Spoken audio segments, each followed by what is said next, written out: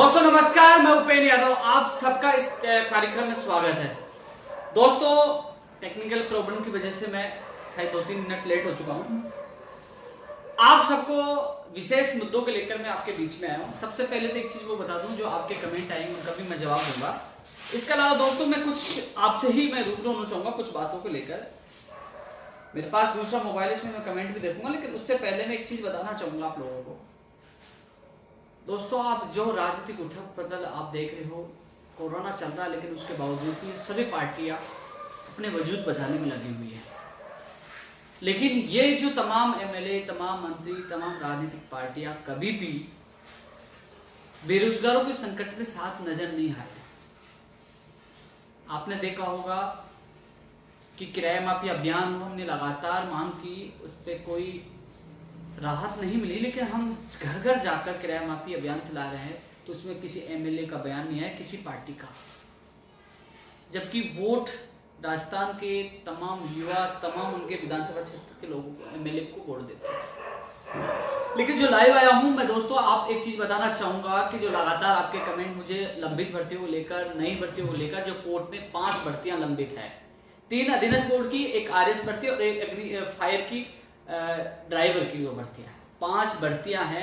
उसके लिए लगातार कॉल और मैसेज आते हैं। लेकिन दोस्त देश और प्रदेश में हमने मामला ट्रेंड करवाया था। उन सभी साथियों को जो रीट के अभ्यर्थी थे, एलडीसी के अभ्यर्थी थे, वो मेरी बहनें जो एनएम की हैं, जीनम 2013 के भाई, कृषि प्रेक्षक, वो तमाम लड़कों, सभी साथियों को मैंने कहा था कि आप सहयोग करना। ट्रेंड रहा, क्योंकि ट्रेंड का मतलब केवल सरकार की नजरों में है कि हाँ ये मामला ज्वलंत है, इस पर मामला हल होना चाहिए। और इसी चीज को लेकर हम लगातार, आपने देखा होगा, आरएस वाले भी हो, चाहे कृषि प्रेक्षक हो, चाहे कोई सी भी हर भर्ती को, चाहे एनएम जीएनएम की बहनें हो, तमाम लोग। लेकिन रीट शिक्षक भर्ती 2020 के लेकर भी कई लोगों के असमंजस की स्थिति बनी है। हालांकि रीट शिक्षक भर्ती को लेकर कल मैं आपको तथ्यात्मक क्या नुकसान है, क्या फायदा, क्या सरकार करने वाली है, मैं आपको कल एक वीडियो डालकर रीट वालों को विशिष्ट प्रकार से मैं समझाऊंगा, क्योंकि किसमें आपका फायदा वो भी मैं आप लोगों को बताऊंगा। लेकिन एक चीज ध्यान रखना, आप सबसे मेरा एक विशेष निवेदन है दोस्तों, जैसे मैं वीडियो डालूंगा, जो मेरा लाइव समाप्त होगा, उसके तुरंत बाद इस वीडियो को उठा के यूट्यूब चैनल पर डालते हैं। मैं उनके कभी कॉपीराइट नहीं लगाता, क्योंकि हमारा मैसेज लाखों बेरोजगारों तक पहुंचता है। उन सबसे मेरा निवेदन है, मैं बोलता क्या हूं और मैसेज में क्या डालते हो। मैं किराया माफी का अभियान छेड़ रहा हूं, मैं मकान मालिक की अपील करता हूं कि उन्होंने इतने लाख रुपए माफ किया, और आप डालते हो रीट के लिए ब्रेकिंग न्यूज।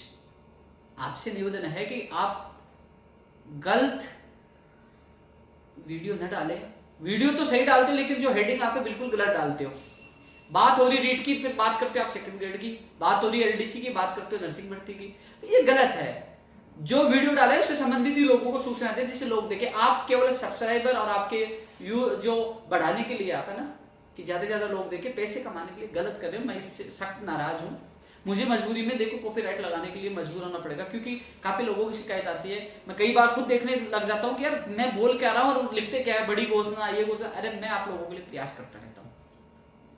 कई लोगों के कमेंट, मैं जो कमेंट आ रहे हैं उनका भी जवाब दूंगा, लेकिन मैं आप लोगों से निवेदन करना चाहूंगा, आप सोचिए, प्रदेश के तमाम लोग, अभी 250 लोग देख रहे हैं, 270 के करीब लोग देख रहे हैं, धीरे धीरे जुड़ रहे हैं, कि कोरोना महामारी में सब लोग घर पड़े हैं। मैं जयपुर पड़ा हूं, अब चाहे किराया माफी, वो भी हमारे भाई बहन है, जो ज्वलंत मुद्दा है, लोग परेशान कर रहे हैं, लोग सामान रख रहे हैं। आज मेरे पास एक मुद्दा सामने आया कि बोले कि मकान मालिक ने मेरे 1 किलो का घी और मेरा सिलेंडर जो गैस था, हालांकि सिलेंडर उनका था, लेकिन गैस वो भी जब्त कर ली।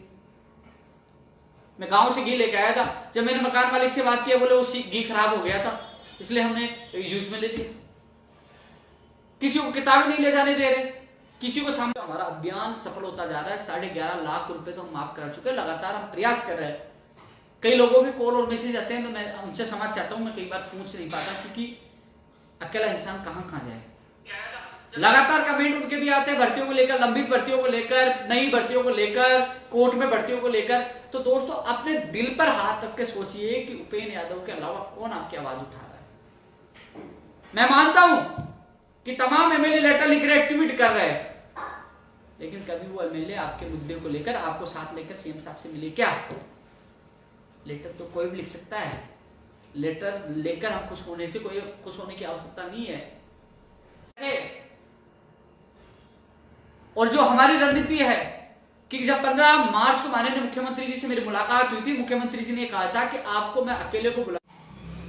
तो दोस्तों मैं माननीय मुख्यमंत्री जी का बुलावा का इंतजार कर रहा हूं। उनके ओएसडी से बात हुई तो उन्होंने कहा था 19 तारीख के बाद आपको बुला लिया जाएगा। पहले कोरोना में बिजी थे, अब राज्यसभा चुनाव में बिजी है। मुझे माननीय मुख्यमंत्री जी पूरा विश्वास है, एक बार उनसे मुलाकात करके और सारी जो लंबित भर्तियां हैं आपके सामने हर भर्ती की डिटेल मैंने भेजी है, मुझे पता है। नई भर्तियों को मुझे पता है, चाहे ऊर्जा विभाग हो, चाहे जो इंतजार कर रहे हैं ITI वाले कर रहे हो, जो तमाम मुझे हर भर्ती का पता है, लंबित भर्तियों का पता है, मुझे आंकड़े आज भी याद है।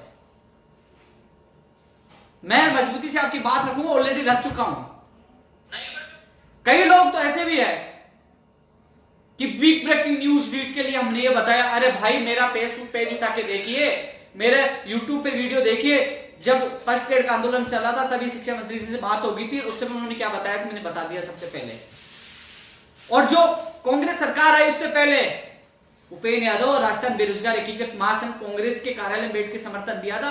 घोषणा पत्र में भर्तियों को लेकर विसंगतियां रीट की दूर हो वो हमने डलवाया था। आज उन्हीं पे पुनर्विचार किया जा रहा है, वेटेज हटा रहे क्योंकि वेटेज से अयोग्य लोग लग रहे थे, फर्जी लोग लग रहे थे। 18 से राजस्थान के बेरोजगारों को मौका मिला है। कॉमर्स को अभ्यर्थियों को शामिल कर देते, कॉमर्स के अभ्यर्थियों को मौका मिल रहा है। बीए के आधार पर बीएड करने वालों के लिए भी हम मांग कर रहे हैं, हम पद बढ़ाने की भी मांग कर रहे हैं, क्योंकि बाद में जब हम मेहनत करते हैं उसका परिणाम मिलता है कि लोग कॉपी पेस्ट करने वाले आ जाते हैं कि देखो हमने ये किया। उनको ये पता नहीं कि घोषणा पत्र में डलवाने वाला कौन था, मंत्री से मीटिंग करके समझौता करने वाला कौन था, सीओ में मीटिंग करने वाला कौन था। लोग नए नहीं आते लेकिन उनको पता नहीं है। जो व्यक्ति संघर्ष को नहीं जानता है वो मेरी फेसबुक पे आए और 2012 से लगातार फेसबुक पे सर्च करिए, आपको पता लग जाएगा कि रोज कौन मांग उठाता, कौन जेल जाता था, कौन लट खाता था, कौन आपके लिए संघर्ष करता है। लेकिन दुर्भाग्य यह है कि एक इंसान और मुद्दे अनेक है। आप सोचिए भर्तियां चल रही है, लगातार आपकी भर्तियों की मांग उठा रहे, लंबित भर्तियां पूरी हो, नई भर्तियां आए, तमाम मुद्दे हैं। लेकिन सबसे बड़ा मुद्दा जो वर्तमान में मेरी कई बार तो मुझे भी दुख होता है कि जो मकान मालिक और बेरोजगार को बीच में झड़प होती है। कई ऐसे समझदार है जो 7-7 लाख रुपए माफ कर रहे हैं, 1,90,000 माफ करे, 80,000 माफ करे, 66,000 माफ कर रहे हैं। प्रयास तो कर रहे हैं ना, 11,50,000 से ज्यादा हमने किराया अभी तक माफ कराया और कोशिश करें लगातार जा रहे हैं, क्योंकि वो भी आपके साथी हैं। आप कमेंट में देखता हूं, मैं लाइव करता हूं किराया माफी को लेकर, आप उस समय आपको उस मकान मालिक को धन्यवाद देना चाहिए जिसे और माफ करे। आप भर्तियों के कमेंट करते, मैं आपकी पीड़ा समझता हूं, लेकिन दोस्तों मैंने स्पष्ट कहा है सीएम साहब से टाइम मिलेगा तो मैं आपकी बात प्राथमिकता के साथ रखूंगा। चाहे एएनएमजी ने भर्ती 2013 हो, चाहे पंचायत राज एडीसी भर्ती 10,038 पदों का मामला हो, चाहे रीट 6 की भर्ती 2016, 18 और 17 के एक और सूची का मामला हो, चाहे और तमाम इश्यू जो मुख्यमंत्री स्तर पर होने हैं वो बात भी रखूंगा मैं। इसके अलावा जो नियम चेंज देने का नहीं देने का मामला, तमाम इश्यू मुझे पता है, हर चीज मुझे याद है, मेरे पास लिखी है, लेकिन माननीय मुख्यमंत्री से समय मिले। हालांकि शिक्षा मंत्री जी से 19 तारीख के बाद समय मिला है, मेरी बात हुई थी, उन्होंने कहा 19 तारीख के बाद मिलेंगे। अभी वो राज्यसभा जो चुनाव उनमें उनको भी जिम्मेदारी दी गई है, वो बिजी है। 19 तारीख के बाद वो हमारा प्रतिनिधिमंडल या मैं खुद शिक्षा मंत्री जी से मिलूंगा। उसमें सेकंड ग्रेड जो 2018 की ज्वाइनिंग का मामला, उनके अभ्यर्थी को साथ लेके जाऊंगा, मैं मजबूती से उनके सामने बात रखूंगा। चाहे एलडीसी की जो ज्वाइनिंग प्रक्रिया अभी जिनकी जिला आवंटन होना, वो बात भी रखेंगे कि साहब जल्द से उनकी ज्वाइनिंग हो। इसके अलावा 2013 सेकंड ग्रेड वाला मामला हो, चाहे फर्स्ट ग्रेड की जो परिणाम वाला मामला है, खुला चैलेंज दिया मैंने आरपीएससी चेयरमैन को, अध्यक्ष साहब को, और खुला चैलेंज आज और दे रहा हूं। यदि कोरोना समाप्त हो गया, लॉकडाउन खुल गया और हमारी सटक गई, तेरी आपकी गाड़ी भी रोकेंगे, काले झंडे भी दिखाएंगे और दिखाएंगे बेरोजगार क्या चीज है। तमाशा बना दिया ना आपने आरपीएससी का। एन भर्ती 2018 मुख्य परिणाम, आप मुख्य परीक्षा का परिणाम आज तक जारी नहीं किया। आरएस 2018 वाले रो रहे हैं, पूरा सिस्टम बिगाड़ दिया। क्या बेरोजगार कहां जाए? दीपक उत्पेदी जी, खुला चैलेंज आपको, अध्यक्ष महोदय जी, अभी समय है, भर्तियों का कैलेंडर जारी करें। जो स्कूल व्याख्याता भर्ती परीक्षा 2018 मुख्य परीक्षा का परिणाम जारी करे और भर्तियों का कैलेंडर जारी करे। आपके पास आरएस की अभ्यर्थना या तो पूछी नहीं है, पूछने वाले उसकी भी विज्ञप्ति जारी करे, नहीं भर्ती की भी। तो दोस्तों मुझे हर बेरोजगार की पीड़ा, मेरे पास मैसेज आते हैं, कई तो रोने लग जाते हैं कि हमारी ये पीड़ा, कर्जा लेने का, मेरा दिल रोता है यार।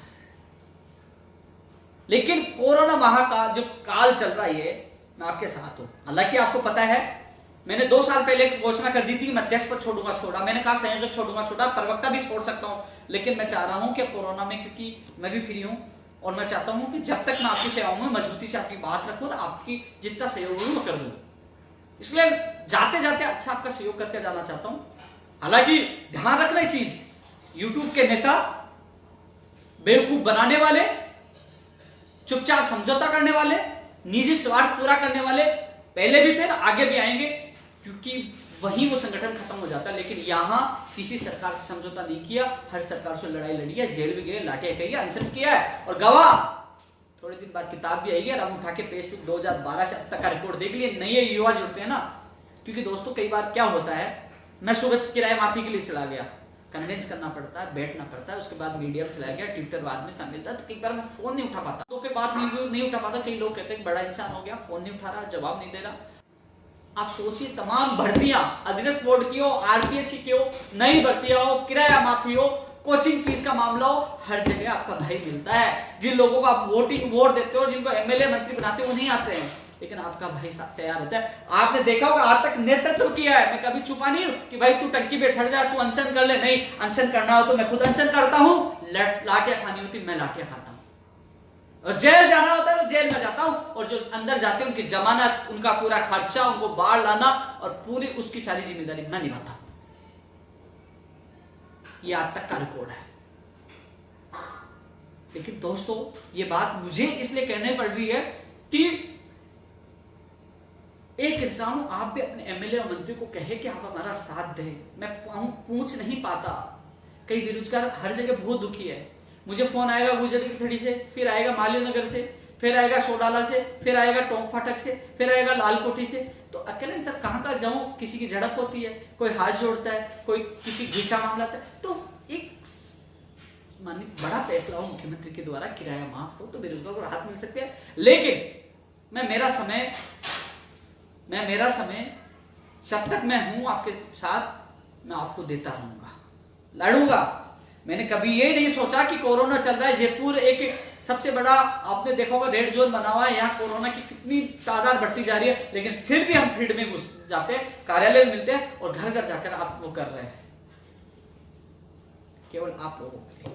मुझे तमाम लंबित भर्तियां भी याद है, नई भर्तियां भी याद है। कभी आरएस भर्ती 2018 ट्रेंड करता है, कभी वरिष्ठ अध्यापक भर्ती 2018 ट्रेंड करता है, कभी कंप्यूटर शिक्षक भर्ती का विज्ञापन जारी वो ट्रेंड करता है, कभी कृषि प्रेक्षक ट्रेंड करता है, कभी प्रयोगशाला से साइट ट्रेंड करता है, कभी महिला सुपरवाइजर ट्रेंड करता है, कभी अग्निशमन वाली, फायर वाली 193 पदों वाले ट्रेंड करता है, कभी एलडीसी पंचायत राज भर्ती 2013 ट्रेंड करती है। मुझे हर चीज का पता है। कभी सिलेबस की मांग होती है, कभी परीक्षा केंद्र बाहर नहीं देने की मांग होती है, ट्रेंड हो रहे मामले लगातार ये सोशल मीडिया के माध्यम, क्योंकि कोरोना महामारी लॉकडाउन की वजह से धरने प्रदर्शन बंद है, इकट्ठे नहीं हो सकते, और हमारे पास एक ट्विटर के माध्यम से आवाज उठा है, रीट के लिए लगातार हमने आवाज उठाई है। विसंगतियां दूर होंगी तो आपको फायदा होगा, कल बताऊंगा क्या क्या विसंगतियां है। और 19 तारीख के बाद स्पेशल, आज हमने ट्रेंड किया, कल मीडिया, आज भी मीडिया सपोर्ट करा, कल भी मीडिया देकर अच्छा सपोर्ट करेगा, कल आप देखना।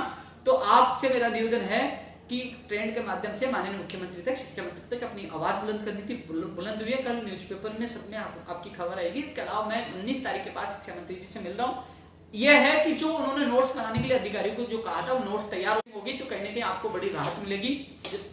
जो भी पॉलिसी लागू करेंगे आपके हित में। मैं कहानी की एग्जाम कितनी बार रीट की हो चुकी है, आरटीएफ की हो चुकी है, कब कब हुई है बता सकते हैं क्या? मैं बता सकता हूँ। 31 जुलाई 2011 को पहली आरटीएफ, 9 अक्टूबर 2012 को दूसरी आरटीएफ, 2 जून 2012 को पहली शिक्षक भर्ती, 2012 से बात कर रहा हूँ जब से मैं देख रहा हूँ, और 11 अक्टूबर 2013 को दूसरी शिक्षक भर्ती। फिर इसके बाद 7 फरवरी 2016 और फिर 11 फरवरी 2018, और उसके बाद ये लगातार तमाम भर्ती हम देख रहे हैं 7 फरवरी 2016 का। तो हमें हर आंकड़ा पता है, हमने संघर्ष किया इसलिए पता है।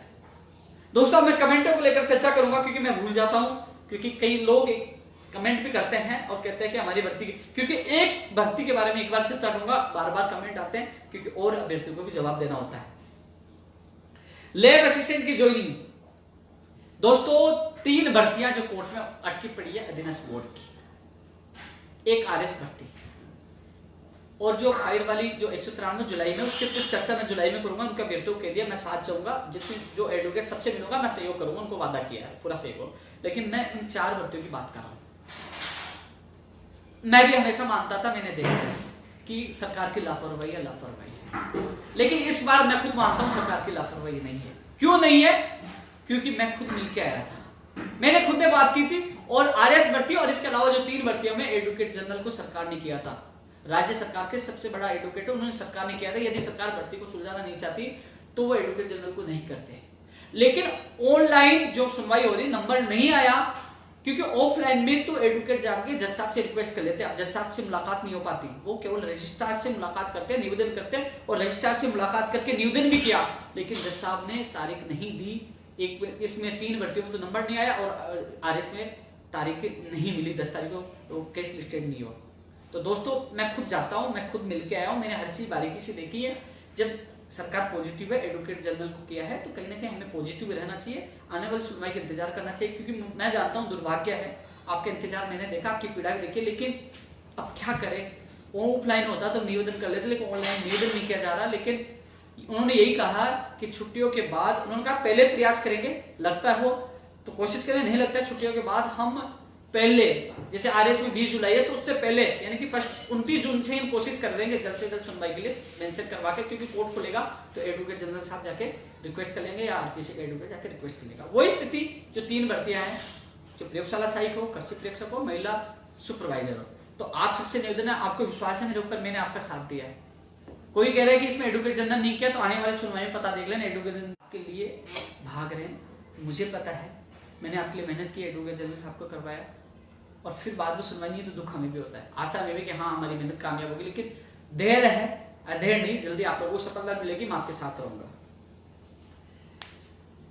फर्स्ट ग्रेड के लिए एप्लीकेशन लिखी है, खुली चेतावनी दी है। कल मैं एक बार सीएम से के लिए और जो एएन भर्ती 2018 मुख्य परीक्षा का परिणाम के लिए, उन्होंने जो पिछली बार लेटर दिया था, संबंधित अधिकारियों ने ये कहा था कि इस महीने में आपका परिणाम आ जाएगा, अभी महीना बाकी है, लेकिन फर्स्ट ग्रेड के लिए भी पूरी ताकत लगाएंगे, एएन भर्ती के परिणाम के लिए ताकत लगाएंगे। और यदि लॉकडाउन हट गया, कोरोना समाप्त हो गया, तो आरपीएससी अध्यक्ष की खैर नहीं है, फिर हम सब मिलकर आगे आपका भाई रहेगा, चाहे लाठी पड़े चाहे जेल हो, पीछे आप रहोगे, फिर देखेंगे।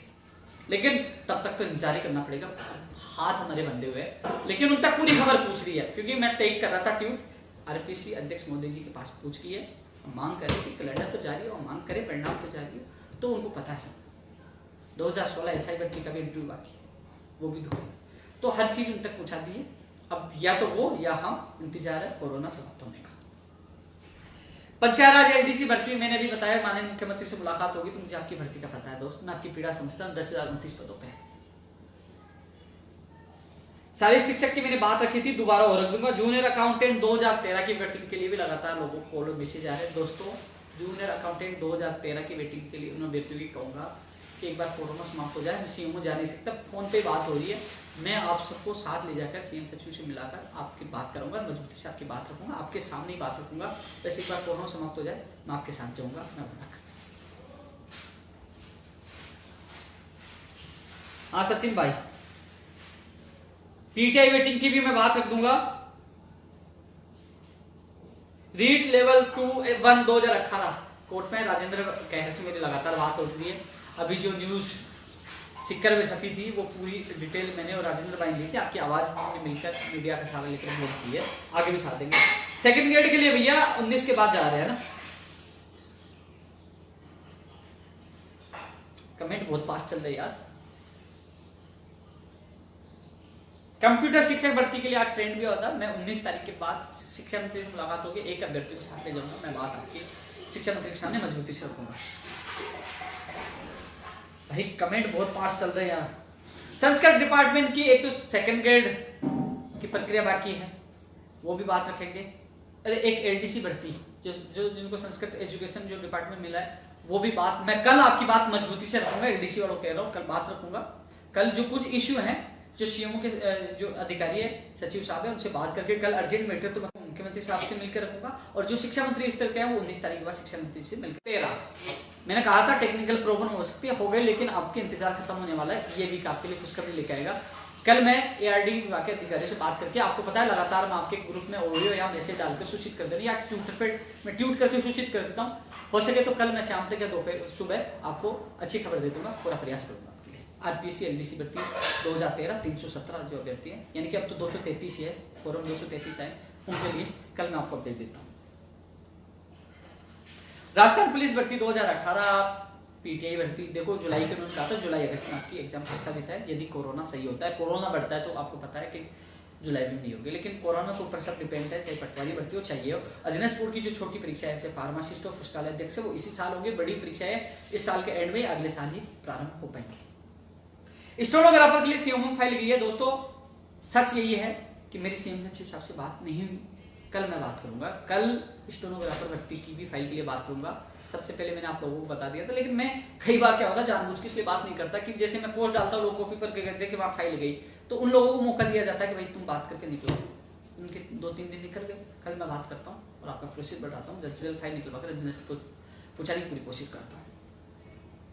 लैब असिस्टेंट के 190 पोस्ट वाला भी प्रोविजनल वाला भी मामला है दोस्तों, वो भी 190 वाले वो बात करूंगा। हाँ एक चीज बता दूं, जो सूचना सहायक भर्ती 2018 की सूची जारी होनी थी, जैन भर्ती का सिलेबस प्लस फॉर्म रीओपन होना था, क्योंकि दोस्तों आप लोगों को पता नहीं, मैं बता दूं अधीनस्थ बोर्ड में कोरोना की शिकायत आई गई थी, एक संविदा कर्मी लगा हुआ था और उसके बाद उसकी मौत भी हो गई थी और सचिव साहब भी आइसोलेशन में रहे थे, ये मुझे सूचना मिली है मीडिया के अनुसार, कुछ लोगों के अनुसार, और काफ़ी लोग आए भी नहीं थे, तो वो पूरा काम व्यस्त बिल्कुल एक तरह से हो नहीं पाए थे, चेयरमैन साहब भी नहीं आ पाए थे, तो थोड़ा सा इस कोरोना की वजह से मामला ढीलापन में रहा और सारे मामले अटक गए, चाहे कृषि परीक्षक का फाइनल परिणाम हो, जो एक उनका दस्तावेज सत्यापन के आदेश हो, लेकिन अब आने वाले वीक में सारी प्रक्रिया फास्ट होगी और आगे की जो आपकी प्रक्रिया जो लंबी था अलग अलग बढ़ती होगी वो फास्ट होगी। मैं कल बेल जटाऊ जी से तमाम मुद्दों को लेकर कल सुबह में खुद बात करूंगा। LDC 587 नहीं बोला रमेश भाई, गगन भाई को पूछो, लेकिन इस पे फैसला माने मुख्यमंत्री जी को लेना है। आपने अपने प्रयास कर लिया सब अधिकारियों से मिलकर, लेकिन अब मुख्यमंत्री जी से टाइम मिले तो मैं आपके साथ, आपको लेकर मैं खुद मजबूती से बात रखूंगा। मुझे पता आपकी पीड़ा, एक ही बात पर लगातार के, और फिर वहां भी अधिकारी गुमराह करते हैं, कुछ गलत नतीजा होता है तो बैठ कर रणनीति बनाएंगे, कुछ अलग करेंगे। राजस्थान पुलिस पर किया, लगातार लेटर लिखा, आपकी बात भी तो वाजिब में मैं रखूंगा कि उसकी तबीयत अब ठीक है।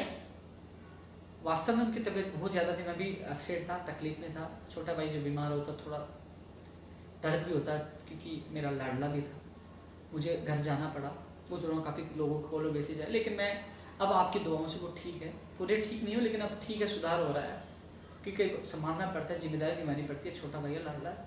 लेकिन लगातार आप लोगों ने पूछा, धन्यवाद इसके लिए।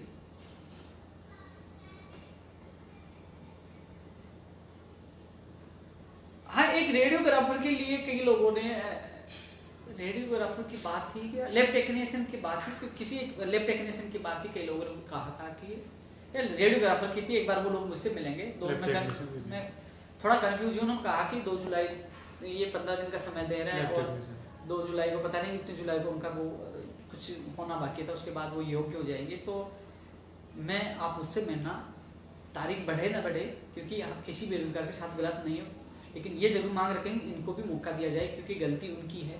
2 साल का कोर्स 5 साल में नहीं करा पा रही, विभाग की लापरवाही है, तो इन लोगों के भविष्य साथ न खेला जाए। कई लोग कहेंगे कि इनका साथ क्यों दे रहे, तो आप सोचिए 2 साल का कोर्स 5 साल में नहीं हो रहा, एग्जाम समय पे नहीं हो पा रही, इनकी क्या गलती है। 2 साल में उनका कोर्स हो जाता है, उनको मौका मिलता है, तो इसलिए सच का साथ देना मेरा फर्ज है, आपका फर्ज है।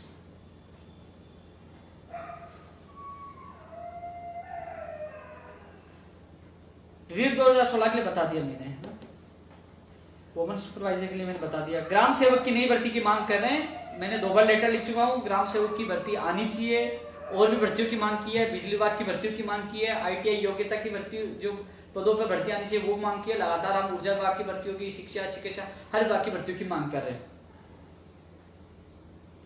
अरुण खान जी, मैं आपके साथ शुरू से था, अनशन देते तभी आपके साथ था और हमेशा साथ रहूंगा।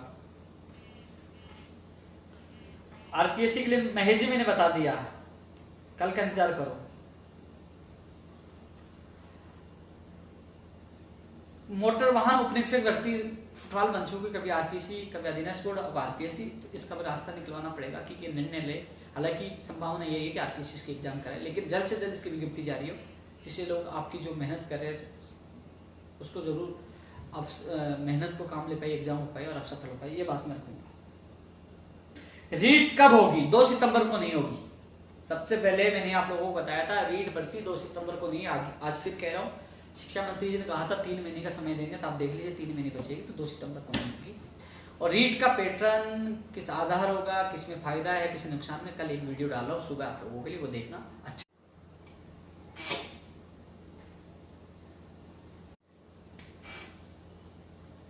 एनएम भर्ती 2013 बहनों से मैंने कहा था एक बार माननीय मुख्यमंत्री जी से मैं मिल लेता हूँ। लाइव कैसे रुक गया भाई?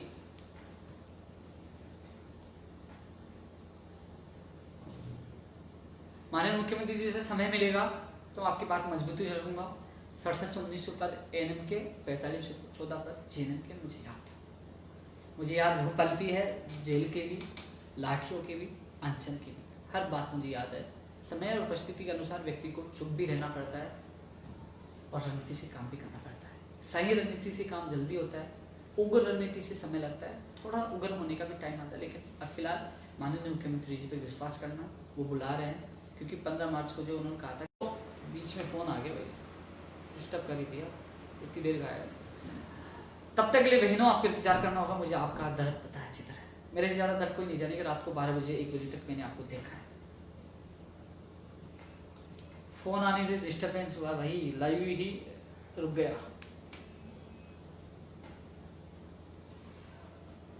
ये सबसे बड़ी गलती है कि एक बार फ़ोन काट दिया, दोबारा फ़ोन करें। उनको पता मैं लाइव चल रहा हूँ, फिर फ़ोन कर रहे हैं। रामजीलाल जी मुकदमे, एक व्यक्ति का मैंने 3 बार फ़ोन काटा है, वो बार बार फ़ोन कर रहा है। कई लोग, उनकी पीड़ा होती है, समझना मुझे पड़ेगा, आपको समझना पड़ेगा। लेकिन आपसे ये कहना चाहूँगा कि जितना प्रयास मुझसे होगा मैं करूँगा। लेकिन उन भाइयों से मेरा निवेदन है, एक तो यूट्यूब पे गलत हेडिंग न डाले। एक उन भाइयों से निवेदन है कि संघर्ष की पहचान करो, सच्चाई जानो। कुछ लोग व्हाट्सएप पे अलग अलग ग्रुप बना लिया कि पटवारी ग्रुप में जुड़ जाओ, रीट के ग्रुप में जुड़ जाओ, आप इस टेलीग्राम में जुड़ जाओ, आप उस पर जुड़ जाओ। तो वो केवल यूट्यूब के माध्यम से, सारे यूट्यूब के लिए नहीं कर रहा, कुछ और भी हैं जो पैसे कमाने के सोचते हैं, वेबसाइट चला रहे हैं। तो इन लोगों से आपको थोड़ा सा बच के रहना होगा। सच्चाई जानना हो तो आप मेरी पेज उठा के देखिए, पूरा रिपोर्ट देखिए, पता लग जाएगा किसने लाठियाँ खाई है, कौन जेल गया। बार में जो कांग्रेस सरकार थी तब स्टार्ट हुआ था। हमने उस समय कांग्रेस सरकार से लड़ाई लड़ी, मैंने अनशन किया 13 दिन का। महेश जोशी जी ने मेरा अनशन तोड़वाया। उसके बाद बीजेपी सरकार आई, हमने बीजेपी सरकार को समर्थन दिया। फिर 5 साल हमने लड़ाई लड़ी, क्योंकि बीजेपी सरकार में हमें, जब हमारे भर्ती अटकी, काम नहीं होता, हमने 5 साल लड़ाई लड़ी। फिर कांग्रेस को समर्थन दिया, कांग्रेस के साथ है। फिर कुछ अधिकारियों की लापरवाही दी, कुछ मंत्रियों की लापरवाही दी, फिर हमें अनशन करना पड़ा, फिर लाठीचार्ज हुआ, जेल गए। उसके बाद माननीय मुख्यमंत्री जी ने खुद मॉनिटरिंग की, हमें विश्वास दिलाया, मिले। तो देखो माननीय मुख्यमंत्री जी पॉजिटिव है। जहाँ तक माननीय मुख्यमंत्री जी पे, जब वो पॉजिटिव तो हम विश्वास करेंगे मुख्यमंत्री जी के साथ हैं।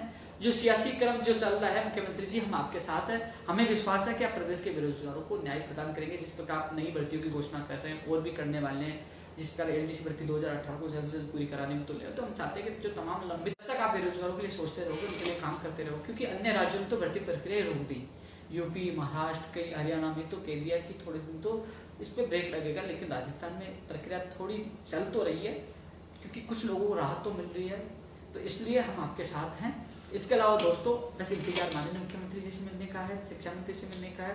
मैं अगले लाइव में जुड़ूंगा। लेकिन जो तमाम भारी राज्यों का कोटा कम है, वो भी मुझे याद है, रीट का वीडियो में कर डालूंगा। इसके अलावा दोस्तों, किराया माफी अभियान में मकान मालिकों से मैं निवेदन कर रहा हूँ, लगातार आप लोगों के लिए प्रयास कर रहा हूँ। लेकिन किसी का कॉल और मैसेज का जवाब नहीं दे पाए तो गलत ना समझे। एक इंसान, कभी अधिकारी, कभी कोर्ट के एडवोकेट के पास हूँ, कई बार किराया मकान मालिक के पास, कभी किसी बेरोजगार के पास, कभी किसी के पास, कभी फैमिली प्रॉब्लम। तो अकेला इंसान हूँ, 3 नंबर है। कई बार फ़ोन नहीं उठा तो बुरा न माने, लेकिन मेरे प्रयास रहता है हर बेरोजगार की समस्या को हल करूँ, उनकी समस्या से पूछूं और उनका हल करूं। आप सोचिए, अपने दिल पर हाथ रखिए कि कोरोना में कोई एमएलए, कोई मंत्री, कोई जो नेता है, केवल यूट्यूब पे भाषण दे सकते हैं, फेसबुक पे कमेंट कर सकते हैं, ट्विटर पे ट्वीट डाल सकते हैं। लेकिन आपका भाई ही कभी सचिवालय जाना, कोरोना में खुद जाके आऊँ, सीएमओ जाना तो मैं खुद जा रहा हूँ, फील्ड में लोगों से हाथ जोड़ के निवेदन करना है तो मैं कर रहा हूँ। किराया मेरा माफ नहीं हुआ, लेकिन फिर भी बेरोजगारों की पीड़ा में देखते हुए मैं हाथ जोड़ के निवेदन करता हूँ, गुलाब का फूल देके निवेदन करता हूँ कि मेरे बेरोजगार परेशान ना हो। तो सच्चाई जाने कि आपके साथ कौन संकट में है। दिल सबके होता है, पर सबको डर भी लगता है कि हाँ यार, मैं कोरोना ना हो जाए, मेरे साथ गलत ना हो जाए। लेकिन फिर भी मुझे डर नहीं है, मेरी जान बेरोजगारों के लिए है। मेरी जान भी चली जाए तो मैं पीछे नहीं हटूंगा। मेरा सपना यही है कि सिस्टम में सुधार हो, बेरोजगारों को समय पर रोजगार मिले। क्योंकि जो भर्तियाँ लंबित होती हैं, कैलेंडर उनका जारी नहीं होता, समय पर रोजगार नहीं मिलता, तो उसके लिए लड़ाई हमारी जा रही है कि समय पर उनको रोजगार मिले, भर्ती परीक्षा में गलती करने वाले अधिकारियों के खिलाफ कार्रवाई हो, बाहरी राज्यों को कोटा काम हो।